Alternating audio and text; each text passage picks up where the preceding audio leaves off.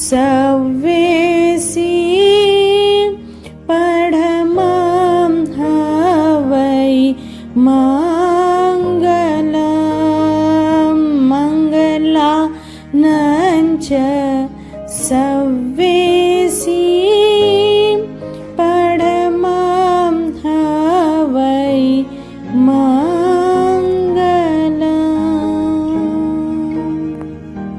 कल्पसूत्र चतुर्थ खंड परुषना कल्प समाचारी।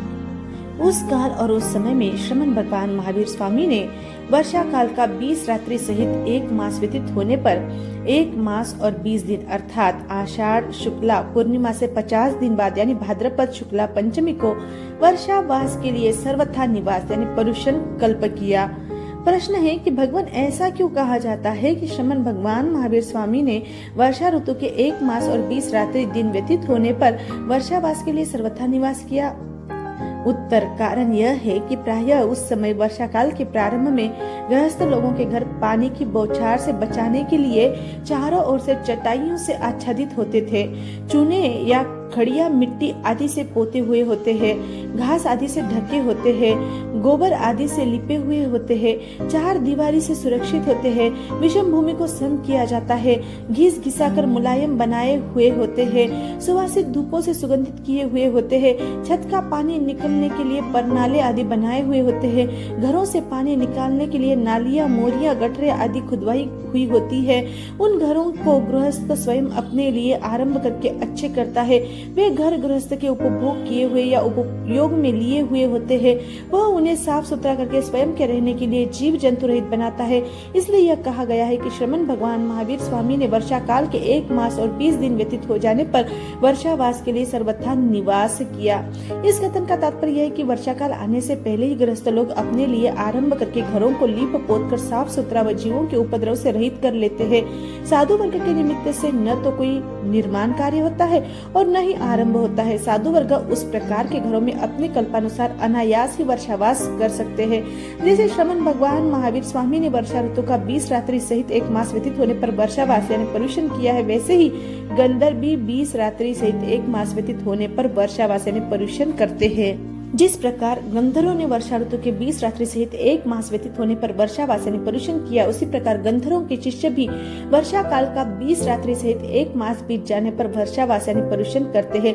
जैसे गंधर्वों के शिष्यों ने वर्षा ऋतु का 20 रात्रि सहित 1 मास व्यतीत होने पर वर्षावास किया, स्थविर भी वर्षा काल का 20 रात्रि सहित 1 मास व्यतीत होने पर वर्षावास यानी परुषण करते हैं। जैसे स्थविरों ने वर्षा ऋतु का 20 रात्रि सहित 1 मास व्यतीत होने पर वर्षावास किया, वैसे ही आजकल जो श्रमण निग्रंथ विचरण करते हैं वे भी वर्षा ऋतु का 20 रात्रि सहित 1 मास व्यतीत होने पर वर्षावास यानी परुषण करते हैं। जिस प्रकार वर्तमान में विचरण करने वाले श्रमण निग्रंथ वर्षा काल का 20 रात्रि सहित 1 मास व्यतीत होने पर वर्षावास यानी परुषण करते रहे हैं, उसी प्रकार हमारे आचार्य उपाध्याय भी वर्षा काल का 20 रात्रि सहित 1 मास व्यतीत होने पर वर्षावास यानी परुषण करते हैं। जिसे हमारे आचार्य उपाध्याय वर्षा काल का यावत वर्षावास करते रहे हैं, वैसे ही है आर्यों, हम उनके अनुगामी साधु साध्वी तथा श्रावक श्राविका भी वर्षा ऋतु का 20 रात्रि सहित 1 मास व्यतीत होने पर वर्षावास करते रहे। इस समय से पूर्व भी वर्षावास के लिए रहना कल्पता है, किंतु उस रात्रि का उल्लंघन करना नहीं कल्पता।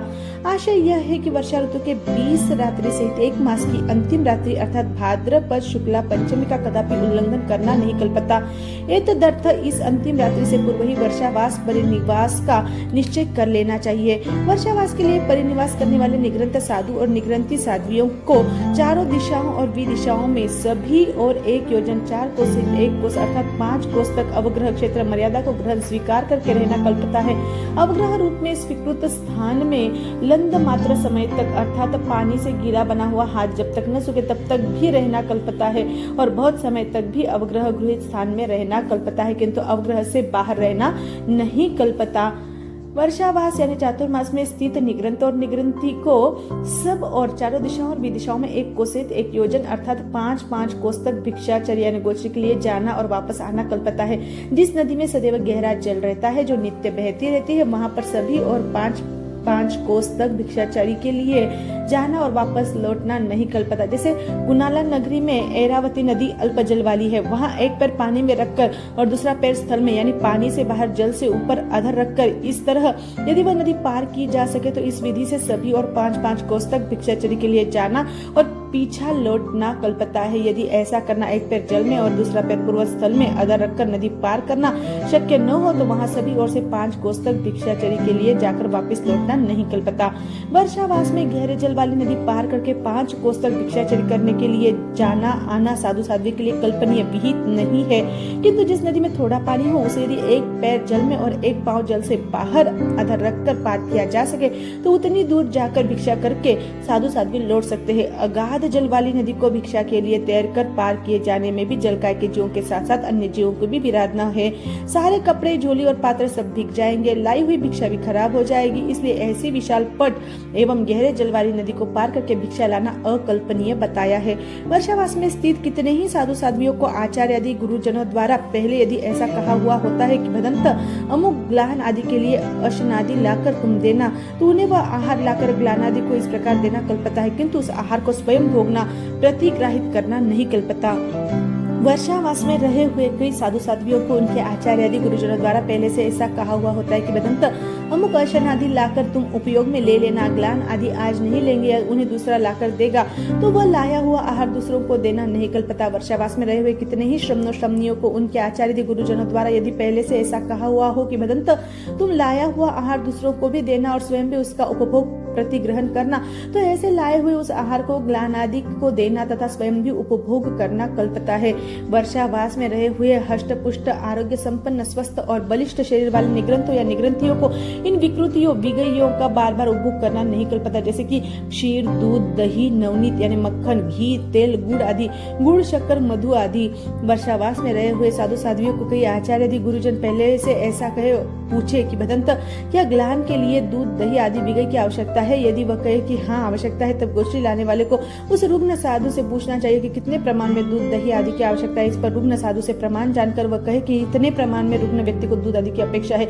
फिर बीमार साधु साध्वी जितने प्रमाण में कहे उतने प्रमाण में वह वस्तु गृहस्थ के यहाँ से लेनी चाहिए। अगर गृहस्थ उसे दूध आदि लेने के लिए विनती करे तो उसके द्वारा विनती करने पर दूध आदि रोगी के लिए प्राप्त कर ले, और जब दूध आदि पदार्थ उतने प्रमाण में प्राप्त हो जाए तो उसे आहार लाने वाले को कहना चाहिए, बस इतना पर्याप्त होगा। इस पर दाता कहे कि भगवान आप कैसे कहते हैं ग्लान रुग्ण साधु के लिए इतना ही पर्याप्त है? उत्तर में भिक्षु कहे बीमार के लिए इतने की आवश्यकता है। इस प्रकार कहने पर भी कदाचित दाता यह कहे कि आर्य आप ले जाए, ग्लान को देने के पश्चात बचा हुआ आप खा या पी लेना, अन्य साधु को दे देना। इस प्रकार का आग्रह करने पर उसे प्रमाण से अधिक लेना कल्पता है, किंतु ग्लान साधु के नाम से या बहाने से दाता की विनती के बिना अधिक ले लेना अथवा स्वयं खाना या दूसरे साधुओं को देना नहीं कल्पता। वर्षावास में रहे हुए साधु या साध्वियों को जिन अनिंद्य तथा विद कुलों के गृहस्थों को स्थविरों ने श्रावक भक्त बनाए हो, जो कुल प्रीति पात्र हो, स्थिरता धीरता युक्त हो, जो विश्वास पात्र विश्वस्त हो, जिन कुलों में साधु वर्ग का प्रवेश सम्मत यानी इष्ट हो, जो कुल बहुमान करता हो, जिन कुलों में गृह स्वामियों ने अपने कुटुंबी जनों और कर्मचारियों सेवकों को अनुमति दे रखी हो कि साधु साध्वी जो मांगे वह वस्तु देना, या जो कुल छोटे बड़े साधु साध्वी के भेदभाव या पक्षपात से रहित समान भक्ति संपन्न हो, ऐसे कुलों में अदृष्ट नहीं दिखाई देने वाली वस्तु के लिए ऐसा कहना नहीं कल्पता। आयुष्मान तुम्हारे यहाँ यह वस्तु है क्या? इस पर शिष्य पूछता है भगवान ऐसे कुलों में ये वस्तु के लिए याचना न करने का क्यों कहा गया है? गुरु ने जवाब दिया आयुष्मान साधुओं के प्रति अत्यंत श्रद्धालु गृहस्थ उस वस्तु का योग अपने यहाँ न होने पर नई खरीद कर साधु के लिए ला सकता है अथवा अति श्रद्धा भक्तिवश चोरी करके भी ला दे सकता है। वर्षावास में रहे हुए नित्य भोजी भिक्षु या भिक्षुनी को आहार या पानी के लिए गृहस्थ के कुल घर में गोचरी के समय एक बार ही प्रवेश करना और एक ही बार निकलना कल्पता है, सिवाय इसके कि आचार्य की सेवा का कारण हो, उपाध्याय की सेवा का कारण हो, तपस्वी और रुकने की सेवा का कारण हो, अथवा छोटे बाल साधु या साध्वी की सेवा का कारण हो, जिनके दाढ़ी, मूंछ या बगल में केश उत्पत्ति आदि वयस्क चिन्ह प्रकट न हुए हो। यदि इन कारणों में से कोई कारण विद्यमान हो तो एक से अधिक बार भी भिक्षा के लिए गृहस्थ के घरों में प्रवेश करना और निकलना कल्पनीय है। वर्षावास में रहे हुए चतुर्थ भक्त एकांत उपवास करने वाले भिक्षु साधु या साध्वी के लिए इतना विशेष है कि वह उपवास के पश्चात पारने के लिए प्रातः गोचरी के लिए उपाश्रय से निकलकर प्रथम पहले प्रहर में विकट स्पष्ट शुद्ध अर्थात निर्दोष आहार लाकर भोजन करे, निर्दोष पानक पिए, फिर पात्र प्रतिग्रह को साफ करे, धोकर वस्त्र से पोंछ करके यदि उतने आहार पानी से निर्वाह हो सकता हो तो उस दिन उतने ही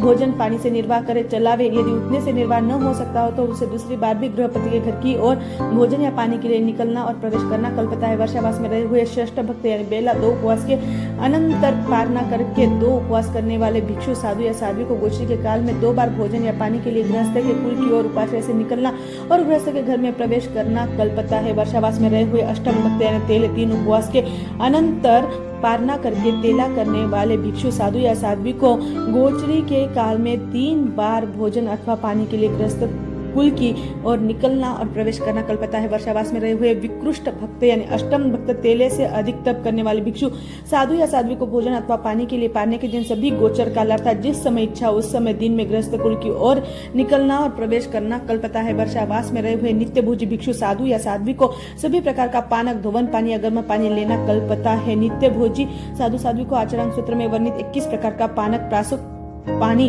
तथा अन्य सभी प्रकार के प्रासुक, अचित जल अथवा उष्ण जल लेना कल्पनीय है। वर्षावास में रहे हुए चतुर्थ भक्त यानी एकांत उपवास करने वाले भिक्षु साधु व साध्वी को 3 प्रकार का पानक, प्रासुक पानी ग्रहण करना कल्पता है, जैसे कि उत्स्वेदीम यानी आटे आदि का धोवन, संस्वेदीम यानी पत्तों को उबालकर शीतल जल से सिंचे जाने पर तैयार हुआ जल और चाउलोदक यानी चावलों का धोवन। वर्षावास में रहे हुए षष्ठ भक्त बेला करने वाले भिक्षु साधु व साध्वी को 3 प्रकार का पानक, प्रासुक पानी ग्रहण करना कल्पता है, जैसे कि तिलोदक यानी तिलों का धोवन, तुषोदक यानी तुष सहित चावलों का धोया हुआ धोवन और यवोदक यानी जौ का धोवन। वर्षावास में रहे हुए अष्टम भक्त तेला करने वाले भिक्षु साधु या साध्वी को 3 प्रकार का पानक लेना कल्पता है। वह इस प्रकार है: आयामक यानी ओसामन का पानी, दूसरा है सौवीरक यानी कांजी का पानी और तथा शुद्ध विकट 3 उबाल से तैयार हुआ उष्ण जल। वर्षावास में अवस्थित विकृष्ट भक्त यानी तेले के ऊपर का तप करने वाले भिक्षु साधु व साध्वी को एकमात्र विकट उष्णोदक 3 उकाले का शुद्ध गर्म जल लेना कल्पता है, वह भी अन्न कन रहित हो, अन्न कन सहित बिल्कुल न हो। वर्षावास में रहे हुए भक्त प्रत्याख्यान संलेखना संतारा किए हुए भिक्षु साधु व साध्वी को एकमात्र उष्ण विकट 3 उबाल से गर्म किया हुआ शुद्ध गर्म जल लेना कल्पता है, वह भी अन्न कन रहित हो, अन्न कन सहित तो बिल्कुल न हो, वह भी वस्त्र से छना हुआ हो, बिना छना हुआ नहीं, किंतु वह भी परिमित अपरिमित नहीं, वह भी इतना ही आवश्यक मात्रा में पिया जाए जिससे तृषा शांत हो सके, पूरा अधिक या कम नहीं। वर्षावास में रहे हुए साधु व साध्वी में से कोई साधु या साध्वी दत्तियों की संख्या का अभिग्रह संकल्प करे, उसे दत्ती संख्याकृत अभिग्रह धारक को 5 दत्तियां भोजन की और 5 दत्तियां पानी की लेनी कल्पनीय, अथवा भोजन की 4 दत्तियां और पानी की 5 दत्तियां भी ली जा सकती है, या फिर भोजन की 5 दत्तियां और पानी की 4 दत्तियां भी ली जा सकती है। दाता गृहस्थ कुर्चिया हाथ से एक बार में जितना दे, चाहे वह स्वाद के लिए नमक का 1 कण जितना भी दे, उतना भर भी लिया जाने पर 1 दत्ती मानी जाएगी। अपनी दत्ती संख्या की प्रतिज्ञा अनुसार ऐसी दत्ती ले लेने पर उस साधु या साध्वी को उस दिन उतने ही भोजन से निर्वाह संतोष करना चाहिए। उस साधु या साध्वी को उस दिन दूसरी बार पुनः ग्रह प्रति के कुल की और भोजन या पानी के लिए निकलना और प्रवेश करना नहीं कल्पता। वर्षावास में रहे हुए सनिवृत्तचारी अर्थात निषिद्ध मना किए हुए घरों से आहार पानी न लेकर शुद्ध भिक्षाचर्या करने वाले निग्रंथों या निग्रंथियों को उपाश्रय या शैया तक के घर से लेकर 7 घरों तक जहाँ संकड़ी यानी पंक्तिबद्ध जीवनवार हो वहाँ आहार के लिए जाना नहीं कल्पता। कोई ऐसा भी कहता है उपाश्रय को छोड़कर आगे आने वाले घरों में जहाँ संकड़ी हो वहाँ निषिद्ध घर का त्याग करने वाले निग्रंथों या निग्रंथियों का आहार के लिए जाना नहीं कल्पता। कितने ही आचार्यों का यह भी कथन है कि उपाश्रय से लगाकर परंपरा से आते हुए घरों में जहाँ संकड़ी पंक्तिबद्ध जीवनवार हो रही हो वहाँ निषिद्ध घर का त्याग करने वाले निग्रंथों या निग्रंथियों को आहारार्थ जाना नहीं कल्पता। इस सूत्रपाठ का मूल स्वर संकड़ी हो वहाँ आहार के लिए जाने का निषेध है। संकड़ी का अर्थ है एवं भावार्थ है जहाँ एक साथ बहुत से व्यक्ति पंक्तिबद्ध भोजन कर रहे हो। आचारांग द्वितीय श्रुत स्कंद में ऐसी संकड़ी हो रही हो वहाँ साधु वर्ग के लिए आहार जाने का निषेध है। इस पाठ के विषय में विभिन्न आचार्यों के पृथक पृथक मत है। पहला मत है उपाश्रय के मकान से लेकर 7 घरों में जीवनवार हो वहाँ निषिद्ध गृहों से आहार न लेने वाले साधु वर्ग को जाना नहीं कल्पता। द्वितीय मत है उपाश्रय को छोड़कर आगे के 7 घरों में जीवनवार हो वहाँ सन्निवृत्तचारी साधु वर्ग को नहीं जाना चाहिए। तृतीय मत है उपाश्रय के पास का घर छोड़कर अगले 7 घरों में संकड़ी हो या न हो जाना नहीं कल्पता, क्योंकि उपाश्रय के पास के घर रागी होते हैं, वहाँ आधा कर्मादि दोष लगने की संभावना है। इसी उद्देश्य से वहां जाने का निषेध किया गया है। वर्षावास में रहे हुए कर पात्री भिक्षु को कण यानी जल बिंदु मात्र का भी स्पर्श हो इस प्रकार का वृष्टि का यानी वर्षा युक्त अबकाय ओस का या धुंध कोहरा गिर रहा हो उस समय गृहपति कुल की ओर भोजन और पानी के लिए निकलना और प्रवेश करना नहीं कल्पता। वर्षावास में रहे हुए कर पात्री भिक्षु को पिंडपात यानी भिक्षान्न लेकर जहाँ घर न हो वहाँ अर्थात अनाच्छादित खुले आकाश में यानी बिना ढके हुए स्थान में भोजन करते समय अकस्मात वर्षा वृष्टिकार पड़ने लग जाए तो जितने आहार को खा लिया है उसे खाकर शेष बचे आहारांश वाले हाथ को दूसरे हाथ से भली भांति ढककर अथवा उस आहारांश वाले हाथ को सीने से चिपटा कर या कांख में चिपका कर रखे। ऐसा करके सम्यक प्रकार से जो घर छाए हुए हो उस स्थान में चला जाए अथवा वृक्ष के मूल में नीचे चला जाए, ताकि जिस हाथ में भोजन है उस हाथ से जिस किसी तरह से पानी की बूंदों या फुहारों आदि से अपकायिक जीवों की विराधना न हो इस प्रकार की प्रवृत्ति करे।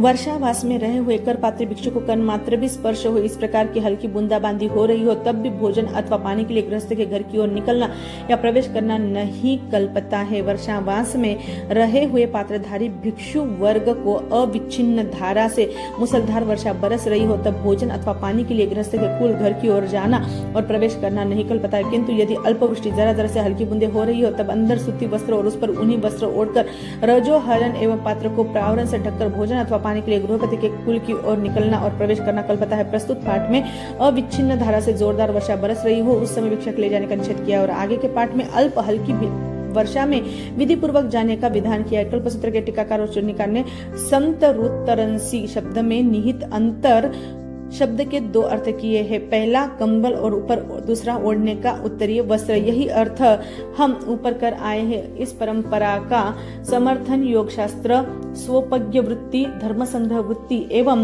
ओघ निर्युक्ति में मिलता है। इसके विपरीत आचरण में तेज वर्षा में जाने का निषेध है, जबकि दशमकालिक में वर्षा बरसते समय भिक्षार्थ जाने का सर्वथा निषेध है। इसी सूत्र की चूर्णी और हारी वृत्ति में स्पष्टीकरण किया है कि यदि वर्षा हो रही हो तो भिक्षु वर्ग भिक्षा के लिए न निकले, किंतु भिक्षार्थ निकलने के पश्चात वृष्टि होने लगे तो वह आच्छादित स्थान में खड़ा हो जाए, आगे न जाए। प्रश्न यह है कि तीव्र वृष्टि, धुंध और कोहरा पड़ रहा हो, उस समय भिक्षार्थ नहीं जाना और अल्पवृष्टि में पूर्वोक्त विधि पूर्वक जाना, यह श्रमणाचार विधि के साथ कैसे संगत हो सकता है? यह आगम मर्मज्ञों के लिए विचारणीय है। वर्षावास में रहे हुए भिक्षा लेने की इच्छा से गृहस्थ के घर में प्रविष्ट निगृहस्थ और निगृहस्थी को रह कर थोड़ी थोड़ी देर में वर्षा पड़ रही हो, तब बगीचे में अथवा उपाश्रम में या विकट गृह में आम जनता के एकत्र होकर बैठने की ढकी हुई जगह, सभा भवन या पंचायत घर, आस्थान मंडप या चौपाल में अथवा किसी वृक्ष विशेष के नीचे जाकर ठहरना कल्पता है। उपयुक्त स्थानों में से किसी एक स्थान पर ठहरने के पश्चात यदि समीपवर्ती गृहस्थ के घर में साधु या साध्वी के आगमन या पहुंचने से पूर्व ही चावलों का भात तैयार हुआ हो, किंतु उड़द या मसूर की दाल या तेल वाला सूप उनके पहुंचने के बाद में बनाया हो, तो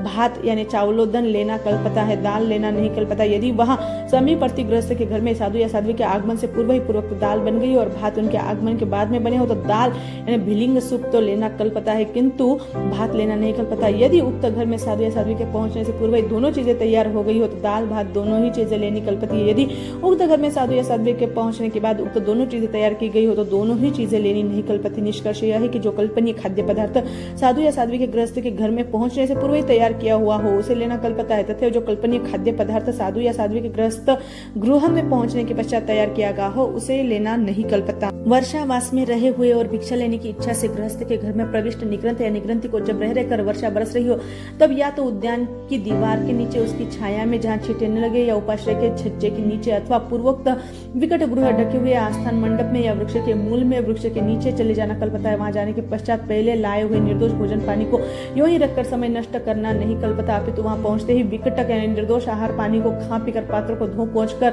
साफ करके सम्यक प्रकार से उन्हें एकत्रित कर झोली में बांध दो। फिर वर्षा बंद न होती हो तो भी सूर्य शेष रहे, सूर्यास्त न हो तब तक जहाँ उपाश्रय हो वहां पहुंच जाए, किंतु जहाँ ठहरा हुआ हो वहीं उस रात्रि को व्यतीत करना नहीं कल्पता है। वर्षा मास में अवस्थित और भिक्षा लेने की अपेक्षा से गृहस्थ के घर में प्रविष्ट निगृहस्थ को जब थोड़े थोड़े अंतर पर रह रहकर वर्षा पड़ रही हो, तब या तो बगीचे की छाया में अथवा उपाश्रय की छत के नीचे अथवा विकट गृह के आच्छादित स्थान में या किसी वृक्ष के नीचे चले जाना कल्पता है, किंतु वहां पर उस किसी वृक्ष के नीचे अकेले साधु को अकेली साध्वी के साथ सम्मिलित होकर बैठना या खड़े रहना नहीं कल्पता। न ही वहां अकेले साधु को दो साध्वियों के साथ सम्मिलित होकर बैठना या खड़े रहना कल्पता है, न ही वहां दो निगृहंतों को अकेली निगृहंती के साथ सम्मिलित रहना कल्पता है, और न वहां पर दो निगृहंतों को दो निगृहंतियों के साथ सम्मिलित होकर बैठना या खड़े रहना कल्पता है। हाँ, यदि वहां किसी पांचवे की साक्षी हो, भले ही वह शुल्लक हो या शुल्लिका हो, या फिर वे दूसरों की दृष्टि में आ सकते हो, या घर के अनेक दरवाजे हो जिनमें से होकर लोगों का आवागमन होता हो, ऐसी स्थिति में वे अकेले अकेले एक जगह अपनी मर्यादा अनुसार खड़े या बैठे रह सकते हैं। वर्षावास में रहे हुए और भिक्षा लेने के इरादे से गृहस्थ के घर में प्रविष्ट निगृहस्थ को जब रह रहकर सांतर वृष्टि हो रही हो, तब या तो बगीचे की छाया में अथवा उपाश्रय की छत के नीचे विकट गृह के ढके हुए स्थान में या फिर वृक्ष के नीचे जाना कल्पता है। वहां अकेले निगृहंतों को अकेली महिला के साथ सम्मिलित बैठे या खड़े होकर रहना नहीं कल्पता। यहाँ भी सम्मिलित एक महिला या दो महिलाओं के साथ रहने के संबंध में पूर्व सूत्र की तरह चारों विकल्प समझ लेने चाहिए। वहां पर पांचवा कोई साक्षी होना चाहिए, या तो वह स्थविर हो या स्थविरा हो, अथवा दूसरों की दृष्टि में देखे जा सके ऐसा हो, अथवा घर के आवागमन के कई द्वार खुले हुए हो, तो ऐसी स्थिति में उन्हें अकेले रहना कल्पता है। और इसी पूर्वोक्त प्रकार से अकेली निग्रंथी साध्वी और अकेले गृहस्थ आदि के सम्मिलित नहीं रहने के संबंध में पूर्ववत चारों विकल्प कहने और समझ लेने चाहिए। इन तीनों पाठों के संबंध में कल्पसूत्र चूर्णी में स्पष्टीकरण किया गया है। उद्यान निकट गृह या वृक्ष मूल में साधु या साध्वी को किस मर्यादा के साथ रहना चाहिए, इस विषय में सूत्र 259 में 4 निषेधात्मक विकल्प प्रस्तुत किए गए। प्रश्न होता है, निग्रंथ अकेला किस कारण से हो जाता है? या तो वह अपने संगठक से पृथक हो गया हो, या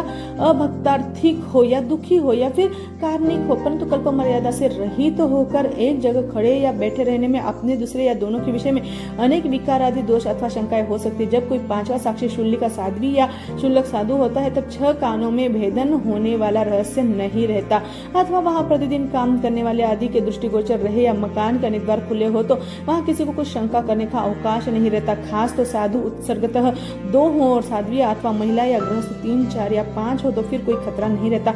प्रस्तुत विधान ब्रह्मचर्य की सुरक्षा और व्यवहार शुद्धि की दृष्टि से किया गया है। यदि साधु या साध्वी जरा से असावधान या अजागरूक रहे तो संयम पद से विचलित या भ्रष्ट हो सकते। कदाचित साधु या साध्वी स्वयं आत्मार्थी, जागरूक एवं शास्त्रज्ञ हो, फिर भी व्यवहार अशुद्ध होता हो, इस प्रकार का आचरण नहीं करना चाहिए। वर्षावास में रहे हुए निग्रंथ या निग्रंथियों को दूसरे किसी के कहे बिना या दूसरे को सूचित किए ज्ञात कराए बिना उनके लिए अशन, पान, खादी, मसादिम 4 प्रकार का आहार गृहस्थों के घरों से लाना नहीं कल्पता। शिष्य पूछता है, ऐसा क्यों कहा गया?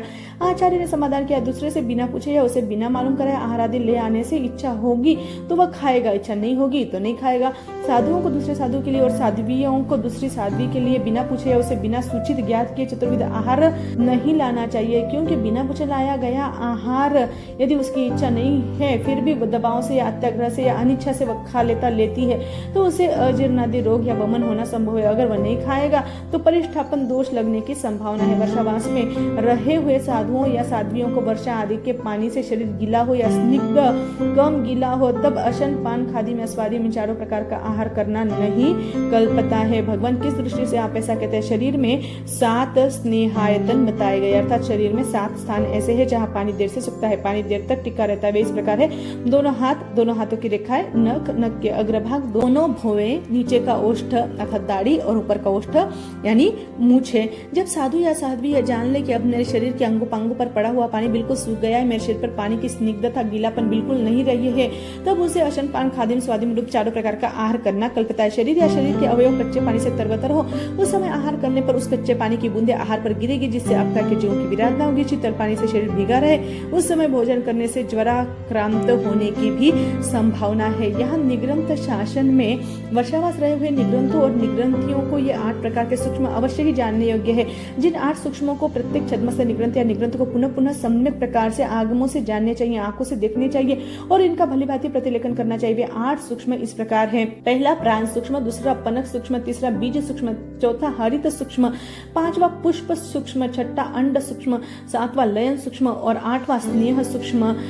प्रश्न होता है कि भगवान वह प्राण सूक्ष्म क्या है? जवाब है कि प्राण सूक्ष्म अर्थात अत्यंत सूक्ष्म द्विंद्रिय आदि सूक्ष्म प्राणी जो साधारण नेत्रों से दिखाई न देवे। प्राण सूक्ष्म 5 प्रकार के बताए गए, जैसे कि काले रंग के सूक्ष्म प्राणी, नीले रंग के सूक्ष्म प्राणी, लाल रंग के सूक्ष्म प्राणी, पीले रंग के सूक्ष्म प्राणी और श्वेत रंग के सूक्ष्म प्राणी है, जो स्थिर हो, चलते फिरते न हो, जब छद्मस्थ निग्रंथ या निग्रंथियों को शीघ्र ही सहसा आंखों की पकड़ में नहीं आते और जो स्थिर हो, चलते फिरते हो, वे छद्मस्थ निग्रंथ निग्रंथी को शीघ्र दृष्टिगोचर हो सकते हैं। अतः छद्मस्थ निग्रंथ निग्रंथी को आगमों से उसको स्वरूप से जानना चाहिए, सम्यक प्रकार से उसे देखना चाहिए। यह है प्राण सूक्ष्म की व्याख्या।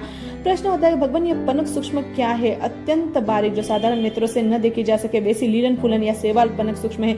पनक सूक्ष्म के 5 प्रकार बताए गए, जैसे कि कृष्ण पनक, नील पनक, लाल पनक, पीली पनक और श्वेत पनक। तात्पर्य यह है कि लीलन फूलन फुगी या सेवाल अत्यंत बारीक होती है, उस द्रव्य वस्तु के साथ मिली होने के कारण उस द्रव्य के समान रंग की हो जाती है, अतः वह सहसा आंखों की पकड़ में नहीं आती। अतः छद्मस्थ निग्रंथ या निग्रंथी को उस पंचवर्णी पनक को सम्यक प्रकार से जानना चाहिए, भलीभांति देखना चाहिए और मनोयोग पूर्वक उसका प्रतिलेखन करना चाहिए। यह है पनक सूक्ष्म की व्याख्या। भगवान यह बीज सूक्ष्म क्या है? तो जवाब में कहा कि जो बीज साधारण नेत्रों से न देखा जा सके वह बीज सूक्ष्म है। बीज सूक्ष्म 5 प्रकार का बताया गया है, जैसे कि श्याम बीज सूक्ष्म, नील बीज सूक्ष्म, लाल बीज सूक्ष्म, पीला बीज सूक्ष्म और श्वेत बीज सूक्ष्म। लघु से लघु कण के समान रंग वाला बीज सूक्ष्म कहा गया, अर्थात गेहूं, चावल, मूंग आदि धान्य कण के मुंह पर जिस रंग का धान्य कण हो उस रंग का बीज रूप छोटे से छोटा कण बीज सूक्ष्म होता है। छद्मस्थ निकृंत निकृंति को इसका स्वरूप बार बार जानना, समझना, देखना और तल्लीनता पूर्वक प्रतिलेखन करना चाहिए। यह बीज सूक्ष्म की व्याख्या हुई। भगवान यह हरित सूक्ष्म क्या है? हरित का अर्थ है अत्यंत बारीक तथा सूक्ष्म का अर्थ है साधारण नेत्रों से भी न निहारा जा सके वैसा अभिनव ताजा उत्पन्न हुआ, यह है हरित सूक्ष्म। यह हरित सूक्ष्म भी 5 प्रकार का कहा जाता है, जैसे कि कृष्ण हरित सूक्ष्म, नील हरित सूक्ष्म, लाल हरित सूक्ष्म, पीला हरित सूक्ष्म और श्वेत हरित सूक्ष्म। हरित सूक्ष्म पृथ्वी के सदृश वर्ण यानी रंग वाले होते हैं, अर्थात ये हरित सूक्ष्म पृथ्वी पर उत्पन्न होते हैं। ये उत्पन्न होते समय जिस पृथ्वी का जैसा रंग होता है वैसा ही रंग उस सूक्ष्म अंकुर रूप हरित सूक्ष्म का होता है। छद्म से निकृंत यानी ग्रंथि को बार बार उसे जानना, देखना और उसका प्रतिलेखन करना चाहिए। यह हुआ हरित सूक्ष्म का वर्णन। भगवान यह पुष्प सूक्ष्म क्या है? जो पुष्प अत्यंत बारीक हो, साधारण नेत्रों से न निहारा जा सके उसे पुष्प सूक्ष्म कहते हैं। जैसे वट, उम्बर आदि के फूल अत्यंत सूक्ष्म होते हैं, जिनकी विराधना श्वास मात्र से हो जाती है, वह पुष्प सूक्ष्म। पुष्प सूक्ष्म 5 प्रकार का होता है, जैसे कृष्ण पुष्प सूक्ष्म, नील पुष्प सूक्ष्म, लाल पुष्प सूक्ष्म, पीला पुष्प सूक्ष्म और श्वेत पुष्प सूक्ष्म। ये पुष्प सूक्ष्म जिस वृक्ष पर उत्पन्न होते हैं उस वृक्ष के रंग के समान रंग वाले होते हैं। छद्म से निग्रंथ निग्रंथि को उन्हें बार बार सम्यक प्रकार से जानना, समझना, देखना और उनका प्रतिलेखन करना चाहिए। हुआ पुष्प सूक्ष्म का निरूपण। भगवान वह अंड सूक्ष्म क्या है? जो अंडा अत्यंत बारीक हो, आंखों से भी नहीं देखा जा सके, वह अंड सूक्ष्म है। अंड सूक्ष्म 5 प्रकार का बताया गया है, जैसे पहला उद्दंश अंड, मधुमक्षिका, ततैया आदि उत्कट दंश डंक देने वाले प्राणियों के अंडे। दूसरा उत्कलिका यानी कोलिका अंड अर्थात मकड़ी के अंडे। तीसरा पिपीलिका अंड यानी चींटियों के, कीड़ियों के अंडे। चौथा हलिकांड अर्थात छिपकली के अंडे और 5वां हल्लो हलिकांड अर्थात काकीड़ा, गिरगिट के अंडे। छद्म से निग्रंथ अथवा निग्रंथि को इन अंडों को बारंबार सम्यक प्रकार से जानना, देखना और इनका प्रतिलेखन करना चाहिए। यह अंड सूक्ष्म की विवेचना हुई। भगवान यह लयन सूक्ष्म क्या है? छोटे छोटे तिर्यंच, ततैये, गधये, उद्दई, दीमक आदि प्राणी मिट्टी के छोटे छोटे घरंदों बनाकर रहते हैं अथवा जो बील बनाकर रहते हैं उसे सूक्ष्म लेन या लयन कहा गया है। कई बार वह बील या घरंदा अत्यंत बारीक होने के कारण सहसा दृष्टि पथ में नहीं आता, इसलिए उन्हें लयन सूक्ष्म कहा गया है। वह लयन सूक्ष्म 5 प्रकार का बताया गया था। पहला गधैया, गर्दभाकार जीव अपने रहने के लिए जमीन को खोद कर पृथ्वी के अंदर गोलाकार छोटे छोटे खड्डे या बील बना लेते हैं, उन्हें उत्तिंग लेन कहते हैं। दूसरा पानी सूख जाने के बाद तालाब आदि में जहाँ पर दरारें पड़ जाती है और पपड़ी बन जाती है वहां जो जीव बील बनाकर रहते हैं वह भिंगु यानी भृगु लेन है। तीसरा रुजु लेन उसे कहते हैं जो जमीन में बनाया गया सीधा बिल हो। चौथा ताड़ वृक्ष के मूल जैसे आकृति वाला सूक्ष्म बिल जो ऊपर से संकड़ा और नीचे से चौड़ा अंदर से भी विस्तृत होता है, वह ताल मूलक लेन है। 5वां शंख के सदृश आकृति वाला बिल शंभु का वर्त लेन है, जैसे भ्रमर का बिल। छद्मस्थ निग्रंथ और निग्रंथि को ये बिल सूक्ष्म लेन लयन बार बार जानने, देखने और प्रतिलेखन करनी चाहिए। यह लेन सूक्ष्म का निरूपण हुआ। भगवान यह स्नेह सूक्ष्म क्या है? स्नेह अर्थात आर्द्रता, जैसी आर्द्रता जो शीघ्र ही दृष्टिगोचर न हो वह स्नेह सूक्ष्म है। स्नेह सूक्ष्म 5 प्रकार का कहा गया है, जैसे पहला ओस, दूसरा हिम यानी बर्फ, तीसरा धुम्मस यानी कोहरा धुअर, चौथा गड़े यानी ओले और 5वां हर तनुक यानी अर्थात भूमि से उठकर घास के अग्रभाग पर अवस्थित पानी के सूक्ष्म बूंदे, जल बिंदु। छद्मस्थ निग्रंथ और निग्रंथि को इन 5 स्नेह सूक्ष्मों को भली भांति बार बार जानना, देखना और प्रतिलेखन करना चाहिए। इस प्रकार यह स्नेह सूक्ष्म की व्याख्या हुई। पहले सूक्ष्म शब्द की परिभाषा एवं तत्पश्चात उसके 8 प्रकार बताकर 8 के विषय में विशेष जानकारी के लिए 8 स्वतंत्र पाठ पृथक पृथक दिए गए हैं। इन 8 सूक्ष्मों का सांगोपांग निरूपण करने के पीछे शास्त्रकार का यही उद्देश्य है कि छद्मस्थ निग्रंथ साधु साध्वी इन्हें भली भांति जाने, इन्हें बार बार बारीकी से देखे तथा बार बार सम्यक प्रतिलेखन करे और अपने निश्चित धर्म स्थान में पट्टों, पात्रों, कपड़ों तथा खुले स्थान में इनमें से कोई सूक्ष्म उत्पन्न न हो, इसका विवेक चातुर्मास में श्राप के अविवेक से कई जगह कई लीलन फुलन फफूंदी आदि पैदा हो जाती। नहीं देखने भालने से कई बार पट्टों में, मकानों में बारीक सफेद जाले जम जाते, उनमें कई जीव छिपे रहते। कई बार सफाई न होने से कीड़ी नगरा निकल आता है। खटमल, मधुमक्खी, मक्खी आदि अंडे दे देती है। उनकी किसी प्रकार से विराधना, हिंसा न हो यह ध्यान रखना चाहिए। वर्षावास में रहे हुए भिक्षु को आहार या पानी के लिए गृहस्थ के घर जाने की या प्रवेश करने की इच्छा हो तो आचार्य से या उपाध्याय से अथवा स्थविर से या प्रवर्तक से अथवा गणी से, गंधर से या गणावच्छेदक से अथवा जिस किसी को प्रमुख संगठक या अग्रणी मानकर विचरण करता हो उसके बिना पूछे ऐसा नहीं करना नहीं कल्पता, किंतु आचार्य या उपाध्याय आदि से अथवा जिस किसी को अग्रसर बनाकर यह विचरण करता है उनसे पूछकर गृहस्थ के यहाँ जाना या प्रवेश करना कल्पता है। भिक्षु ने इस प्रकार पूछे, भगवान आपकी अनुज्ञा प्राप्त होने पर मैं गृहपति के घर की ओर आहार या पानी के लिए जाना और प्रवेश करना चाहता हूँ। इस प्रकार पूछने पर यदि वे अनुमति दे तो उस भिक्षु को गृहस्थ के घर की ओर आहार या पानी के लिए उपाश्रय से निकलना और गृहस्थ के यहाँ प्रवेश करना कल्पता है। यदि वे अनुमति न दे तो उस भिक्षु को गृहस्थ के घर की ओर आहार या पानी के लिए निकलना और प्रवेश करना नहीं कल्पता। भगवान आप ऐसा क्यों कहते हैं? अनुमति देने या न देने में आचार्य तथा अन्य गीतार्थ साधु प्रत्यवाय विघ्न को भावी संकट का या विघ्नों का निवारण करना जानते हैं। इसी प्रकार विहार भूमि या विचार भूमि यानी स्थंडिल भूमि अथवा अन्य किसी भी प्रयोजन के लिए एक गांव से दूसरे ग्राम जाने, ग्रामानुग्राम विचरण करने आदि सभी प्रवृत्तियों के लिए इसी प्रकार आचार्य आदि या संघाटक अग्रणी की पूर्ववत निग्रंथ को अनुमति प्राप्त करना चाहिए। बिना अनुमति के कहीं भी जाना आना नहीं चाहिए। वर्षावास में रहा हुआ भिक्षु यदि घी, दूध आदि में से किसी भी विगय का सेवन करना चाहे तो आचार्य आदि यावत गणावच्छेदक अथवा जिससे भी प्रमुख मानकर विचरण करता हो उससे बिना पूछे सेवन करना नहीं कल्पता, किंतु आचार्य उपाध्याय आदि अथवा गणावच्छेदक में से किसी से अथवा जिसे प्रमुख मानकर विचरण करता हो उससे पूछकर पूर्वोक्त विगय में से किसी का सेवन करना कल्पता है। भिक्षु इन्हें इस प्रकार पूछे कि भगवान आपकी अभ्यनुज्ञा यानी अनुज्ञा प्राप्त होने पर मैं अमुक किसी एक विगय का इतने प्रमाण में और इतनी बार सेवन करना चाहता हूँ। इस प्रकार पूछने पर यदि वे अनुमति प्रदान करे तो उस भिक्षु को इस प्रकार किसी एक विगय का सेवन करना कल्पता है। यदि वे उसे अनुमति प्रदान न करे तो किसी भी एक विगय का आहार करना नहीं कल्पता। भगवान ऐसा क्यों कहा गया? जवाब है आचार्य आदि या गीता साधु उससे संबंधित प्रत्यवाय अप्रत्यवाय को अर्थात हानि लाभ को जानते हैं। वर्षावास में रहा हुआ कोई भिक्षु वात पित्त कफ जन्य रोगों में से किसी रोग की विभिन्न चिकित्सा पद्धतियों में से किसी एक प्रकार की चिकित्सा कराना चाहे तो उस संबंध में भी पूर्ववत ही आचार्य आदि में से किसी से पूछकर कराए बिना यानी किसी से पूछकर कराए बिना पूछे कदापि नहीं जानना चाहिए। वर्षावास में रहा हुआ भिक्षु किसी एक प्रकार का उदार यानी प्रशस्त, कल्याणकर, उपद्रव नाशक, जीवन को धन्य बनाने वाला, मंगलकारी, शोभन और अति प्रभावशाली तप कर्म तपश्चरण स्वीकार कर विचारना चाहे तो उस संबंध में भी सब बातें पूर्ववत समझनी चाहिए, अर्थात गुरुजनों की आज्ञा प्राप्त करके ही तपश्चरण करना चाहिए, बिना आज्ञा के नहीं। वर्षावास में रहे हुए भिक्षु को सबसे अंतिम मारणांतिक संलेखना यावत जीव अनशन पूर्वक समाधि, मरण, संथारा, आमरण, अनशन का आश्रय लेकर देह को समाधि पूर्वक छोड़ने की दृष्टि से आहार पानी का प्रत्याख्यान त्याग करके पाद पोप यानी पादों पगमन काटे वृक्ष की तरह निश्चल होकर मृत्यु की अभिलाषा नहीं करते हुए विचरण करना चाहिए और संलेखना करना चाहिए था। संलेखना की दृष्टि से संलेखना प्रारंभ करने से पहले दिन गृहस्थ के घर की ओर उपाश्रय से निकले तथा उसके घर में प्रवेश करने की इच्छा करे, घरों में गोश्री भिक्षा आदि किसी कार्य के लिए जाना चाहे अथवा आसन पान खादिम और स्वादिम आहार की इच्छा करे अथवा मल मूत्र के परिष्टापन की इच्छा करे अथवा स्वाध्याय करना चाहे या धर्म जागरण पूर्वक जागरण करना चाहे तो उसे ये सब प्रवृत्तियां भी आचार्य उपाध्याय स्थविर आदि या यावत गणावच्छेदक से या अपने संघाटक के नायक से पूछे बिना करनी नहीं कल्पती। इन सभी प्रवृत्तियों के संबंध में पूर्ववत सारा पाठ कहना समझना चाहिए। सूत्र 274 से 279 तक 6 सूत्र पाठों में आचार्य उपाध्याय स्थविर प्रवर्तक गणी गंधर गणावच्छेदक अथवा संघाटक यानी संघाटक का गीतार्थ अग्रगण्य साधु इनमें से किसी भी एक से पूछकर उनकी अनुमति प्राप्त होने पर निम्नोक्त प्रवृत्तियों में से प्रवृत्त होने का उल्लेख है। आहार या पानी के लिए गृहस्थ के घर जाने के लिए उपाश्रय से निकलने और प्रवेश करने के लिए, दूसरा विहार भूमि, स्थंडिल भूमि या अन्य किसी भी प्रयोजन के लिए अथवा ग्रामानुग्राम विचरण करने के लिए, तीसरा पूर्वोक्त विगयों में से किसी विगय का सेवन करना चाहे तो उसके लिए तथा कितनी मात्रा में एवं कितनी बार सेवन के लिए, चौथा किसी प्रकार की चिकित्सा करानी हेतु, पांचवा किसी प्रकार का तपश्चरण करने हेतु, छठा मारणांतिक संलेखना पूर्वक यावज्जू अनशन संथारा करने हेतु, सातवां अशनादि चतुर्वेद आहार आदि करने हेतु तथा मलमूत्र आदि का परिष्ठापन करने हेतु, स्वाध्याय करने हेतु अथवा आठवां रात्रि में धर्म जागरण करना चाहे उसके हेतु, अन्य सभी प्रवृत्तियां करने हेतु आचार्य आदि गुरुजनों से पूछना और उनकी अनुमति प्राप्त करना आवश्यक है। बिना पूछे तथा बिना अनुमति प्राप्त किए उपाश्रय यानी धर्म स्थान से बाहर न जाने के पीछे कई हानियां है। पहला, पूछकर गोचरी या किसी वस्तु के लिए विहार भूमि या स्थंडिल भूमि को जाने से वह साधु कहाँ किस ओर गया है इसका ध्यान आचार्य बड़ों को रहता है।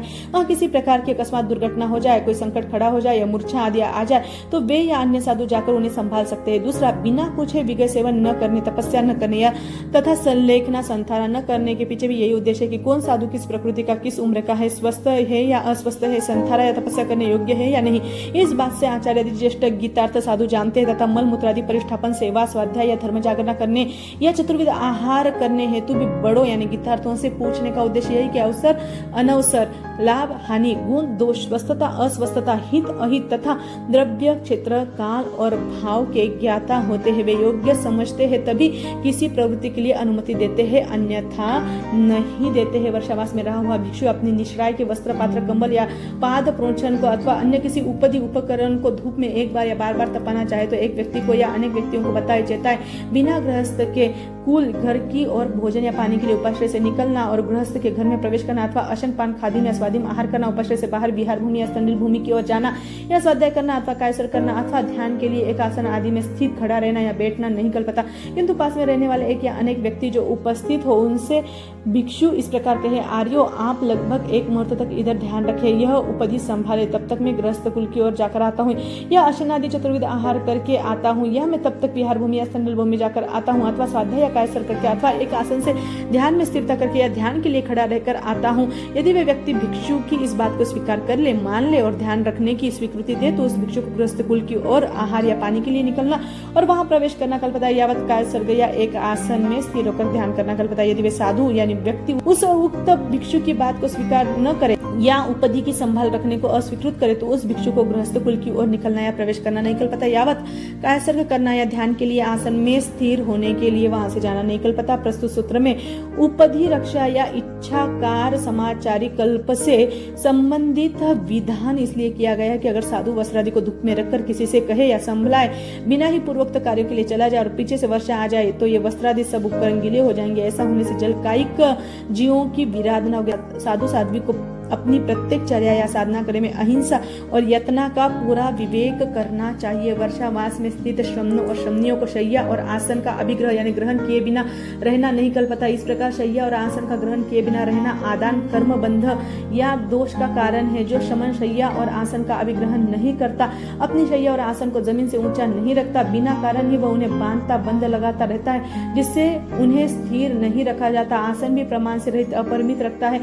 आसन आदि को धूप में तपाता नहीं तथा यदि 5 प्रकार के सम्मतियों के पालन में अनुपयुक्त रहता है, पुनः पुनः उनके प्रति लेखना नहीं करता, न ही पुनः पुनः उसका प्रमार्जन करता है। इस प्रकार के साधु या साध्वी के लिए संयम की आराधना दुष्कर होती है। यह कर्मबंध या दोष का कारण नहीं है कि जो भिक्षु वर्षावास में शैया और आसन का अभिग्रहण करता है उनको जमीन से ऊंचे और स्थिर रखता है, उन्हें बिना प्रयोजन पुनः पुनः बांधता नहीं है। आसन भी प्रमाणोपेत परिमित रखता है, उन्हें धूप में तपाता है, चौथी समिति का पालन करता है, बार बार पत्र लेखन और प्रमार्जन करता है। ऐसे साधु या साध्वी के लिए संयम की आराधना सुगम है। वर्षावास में रहे हुए निग्रंथों या निग्रंथियों को 3 उच्चार पार्श्वन भूमियों शौच या लघु शंका के लिए 3 स्थानों की प्रतिलेखना करना कल्पता है। जिस प्रकार वर्षा ऋतु में प्रतिलेखना आदि करना होता है उसी प्रकार हेमंत और ग्रीष्म ऋतु में करना नहीं होता। भगवान ऐसा कहने का क्या कारण है? जवाब है, वर्षा ऋतु में गजाई, इंद्रगोप, चींटी, मकोड़े आदि क्षुद्र जंतु, पनक, काई, लीलन, फूलन, घास, बीज और हरे अंकुर आदि प्रायः प्रचुर मात्रा में उत्पन्न हो जाते हैं। इसी कारण बार बार विशेष प्रतिलेखन करने के लिए कहा गया है। वर्षावास में रहे हुए श्रमणों या श्रमणियों को 3 मात्र के भाजन रखने कल्पते हैं, जैसे कि पहला शौच के लिए 1 पात्र, दूसरा प्रसवन यानी लघु शंका के लिए 2 पात्र और तीसरा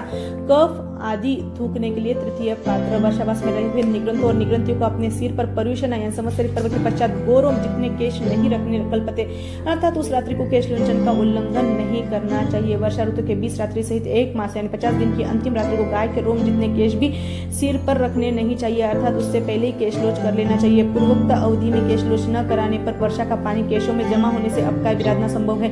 पसीना होने या भीगने से उसके संसर्ग से जुएं पैदा होने की संभावना है। सिर खुजलाने से उन जुओं के मरने की तथा सिर पर नखक्षत हो जाने की संभावना है। यदि वह उस तरह या कैंची से बालक, साधु या रुग्णादि आपवादिक परिस्थिति या मस्तक में दर्द हो जाने से जैसी स्थिति के बिना ही सिर मुंडाता है तो आज्ञा भंगादि दोष लगते हैं। संयम और आत्मा की विराधना होती है। जुएं कट जाती है। नाई द्वारा उस तरह या कैंची से केश काटने पर अपने औजारों आदि को धोता है तो पश्चात कर्म दोष लगता है। शासन धर्म संग की निंदा आलोचना होती है, अतः लोच ही श्रेयस्कर है। वर्षावास में रहे हुए निग्रंथ और निग्रंथियों को क्षमापना पर्व पर्युषणा के पश्चात अधिकरण वाली हिंसा, असत्य, कलह आदि पाप दोषों से दूषित वाणी बोलना नहीं कल्पता। जो निग्रंथ या निग्रंथी परुषणा के पश्चात ऐसी अधिकरण युक्त वाणी बोले उसे इस प्रकार कहना चाहिए, आर्य या आर्य इस प्रकार की वाणी बोलना निग्रंथ धर्म का आचार कल्पन नहीं है। आप जो बोल रहे हैं वह अकल्पनीय है। जो निग्रंथ या निग्रंथी परुषणा के पश्चात अधिकरण युक्त वाणी बोलती है उसे गच्छ से निकाल दिया, बाहर कर दिया जा सकता है। साधु या साधु को परुषणा के पश्चात ही नहीं, परुषणा से पूर्व भी कदापि कर्कश, कठोर, निश्चय, हिंसा, क्लेश, कलह, छेद, भेद, सावध्य आदि पापोत्पादक भाषा नहीं बोलनी चाहिए। परुषणा के पूर्व कदाचित अधिकरणादि कलहकारक भाषा का प्रयोग किया गया हो तो परुषणा के अवसर पर अध्यवसायादि की विशेष निर्मलता हो जाने से क्षमापना का प्रसंग अनायास ही प्राप्त हो सकता है, किंतु परुषणा के पश्चात ऐसी निर्मलता का प्रसंग दुर्लभ होता है। इसी विचार से संभवतः यह विधान किया गया हो, जिस दिन ऐसी शोभवर्धक वाणी का प्रयोग हुआ हो उसी दिन ही श्रमण शमनी को क्षमा याचना कर लेनी चाहिए। परुषणा के पश्चात जो श्रमण शमनी ऐसी अधिकरण युक्त वाणी का प्रयोग करते हैं वे उपशांत कलह को या कटुता को पुनः उभारते हैं, इसलिए महादोष का कारण है। उसे निकाल देने का रहस्यार्थ यही है कि किसी तरह प्रयत्न करके बड़े एवं गीतार्थ साधु को उसके हृदय से उक्त दोष निकलवा देना चाहिए, क्योंकि उसके वाणी दोष रूपी पाप को मिटाना है, पापी को नहीं उसे निष्कासन करके अपमानित करना है। इस जिन शासन में वर्षावास में रहे हुए निग्रंथ और निग्रंथियों को आज ही परुषणा संवत्सर के पर्व के दिन वर्ष भर में कोई कर्कशकारी कटु क्लेश समुत्पन्न हो गया हो तो उसके लिए शेक्ष यानी दीक्षा, लघु श्रमण, रात्निक दीक्षा, ज्येष्ठ गुरु श्रमणों को अवश्य में क्षमा लेते थे। रात्निक भी निरहंकार होकर शेक्ष यानी अपने से छोटे साधु को क्षमा ले, स्वयं क्षमा याचना करना चाहिए, दूसरों को भी क्षमा प्रदान करना चाहिए, स्वयं कलह क्लेश आदि का भी उपशमन करवाना, शांति रखवाना चाहिए। कलह आदि के समय श्रमण वर्गों को सम्मति रखकर राग द्वेष छोड़कर सम्यक प्रकार से शास्त्र सिद्धांत संबंधी परीक्षा करने की सविनय विशेषता रखनी चाहिए। जो कषायों का उपशमन यानी क्षमा करता है उसकी आराधना होती है, जो उपशमन, क्षमा या शांति नहीं करता उसकी आराधना नहीं होती, अतः स्वयं आगे होकर उपशमन यानी शांति या क्षमा करना चाहिए। भगवान ऐसा क्यों कहा गया? जवाब है कि श्रमणत्व यानी श्रमण संस्कृति का सार एकमात्र उपशम यानी शांति या क्षमा रखना है, इसलिए ऐसा कहा है।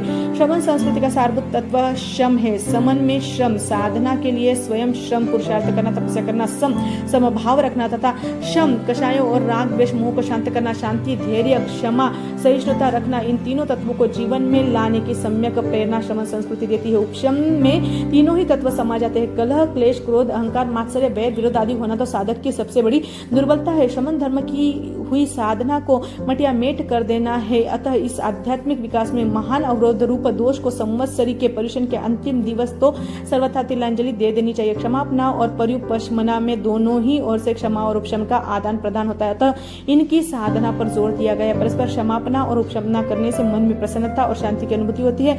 आराधकता का तत्व यही है कि छोटा हो या बड़ा, महान हो या निकृष्ट, तुच्छ, सत्ताधीश हो या सत्ताधीन, धनिक हो या निर्धन, सभी को परस्पर क्षमा याचना करके शांति स्थापित करनी चाहिए। वर्षावास में रहे हुए निग्रंथों और निग्रंथियों को 3 उपाश्रयों में यानी धर्म स्थानों का अग्रह ग्रहण करना कल्पता है। 3 उपाश्रयों में से 2 उपाश्रय की प्रतिदिन सम्यकतया प्रतिलेखना करनी चाहिए और जिस उपाश्रय का उपयोग किया जाता है उसकी प्रतिदिन प्रमार्जना करनी चाहिए। वर्षावास में जीवों की उत्पत्ति अधिक मात्रा में होती है। संभव है जिस धर्म स्थान में साधु ठहरा उस स्थान को नहीं देखने, भालने तथा प्रमार्जन प्रतिलेखन न करने से जीवों की उत्पत्ति होने की संभावना हो। यदि उस स्थान में जीवों की उत्पत्ति हो जाए तो जिन अन्य 2 स्थानों का अवग्रह लेकर रखा है उनमें से किसी एक में जा सकता है। यदि वर्षावास लगने से पूर्व अन्य 2 स्थानों का अवग्रह लेकर नहीं रखता है तो वर्षावास में अन्य स्थान पर जाकर रात्रि निवास नहीं कर सकता। प्रस्तुत सूत्र में 3 मकानों के ग्रहण करने के विधान के साथ साथ उनके प्रतिलेखना करने का भी विधान किया है। चूर्णिकार ने प्रतिलेखन का समय बताते हुए कहा है, प्रातःकाल एक बार, मध्याह्न में भिक्षा के लिए जाने के समय और सायंकाल के समय तीसरी बार प्रतिलेखन और प्रमार्जन दोनों करना चाहिए। ग्रीष्म और शीत ऋतु में 2 बार प्रमार्जन करना चाहिए। शेष 2 अवगृहित स्थानों का भी प्रतिदिन प्रमार्जन और प्रतिलेखन करना चाहिए और तीसरे दिन पाद प्रोक्षण से प्रमार्जन करना चाहिए। वर्षावास में रहे हुए निग्रंथ और निग्रंथियों को किसी भी दिशा या विदिशा की ओर भक्तपान आदि की गवेषणा के लिए जाना हो तो गुरु आदि से कहकर जाना कलकत्ता है। भगवान ऐसा किस कारण से कहा गया है? जवाब है कि श्रमण भगवान वर्षा काल में अक्सर तपस्या में संलग्न होते हैं। तपस्वी प्रायः तन से दुर्बल और क्लांत थके हुए होते हैं। यदि कहीं वे मार्ग में मूर्छित हो जाए या गिर जाए तब यदि अमुक दिशा या विदिशा की ओर जाने का कहकर गए हो तो उसी दिशा या विदिशा की ओर श्रमण भगवंत उस तपस्वी मुनि की खोज कर सकते हैं। वर्षावास में रहे हुए निग्रंथ और निग्रंथियों को ग्लान, रुग्ण आदि की सेवा अथवा वैद्य या औषध आदि की आवश्यकता को लेकर 4 या 5 योजन तक जाकर पुनः लौटना कल्पता है अथवा स्वस्थान तक लौटकर आने में असमर्थता हो तो बीच में इतनी सीमा में रहना भी कल्पता है। परंतु जिस कार्य के लिए जिस दिन साधु गया हो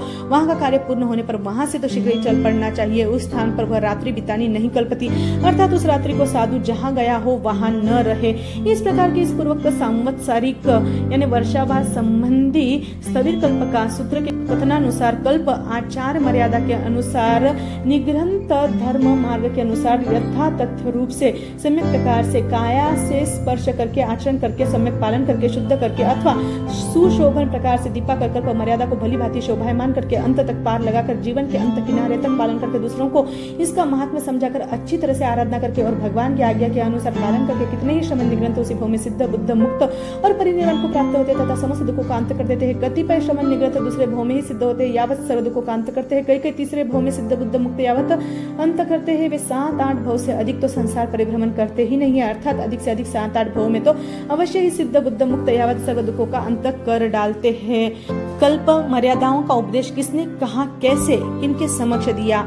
उस काल और उस समय में राजगुरु नगर के गुंजलक चैत्य में बहुत से शमनों के, बहुत से शमनियों के, बहुत से श्रावकों और श्राविकाओं के, बहुत से देव और देवियों के मध्य में विराजमान श्रमण भगवान महावीर स्वामी ने इस प्रकार वचन योग द्वारा कहा, फरमाया है, इस प्रकार भाषण किया है, इस प्रकार प्रज्ञापित किया और फल निरूपण के साथ प्ररूपण किया है तथा पर्युषणा कल्प अर्थात पर्युपशम के क्षमा प्रधान आचार नामक अध्ययन का अर्थ के साथ, हेतु के साथ, कारण के साथ, सूत्र अर्थ उभयार्थ यानी भावार्थ के साथ स्पष्टीकरण पूर्वक बार बार उपदेश दिया है। ऐसा मैं भद्रबाहु स्वामी कहता हूँ। इति पर्युषणा कल्प नामक अष्टम अध्ययन समाप्त हुआ। कल्पसूत्र चतुर्थ खंड समाप्त। इति श्री कल्पसूत्र संपूर्णम। जय आनंद।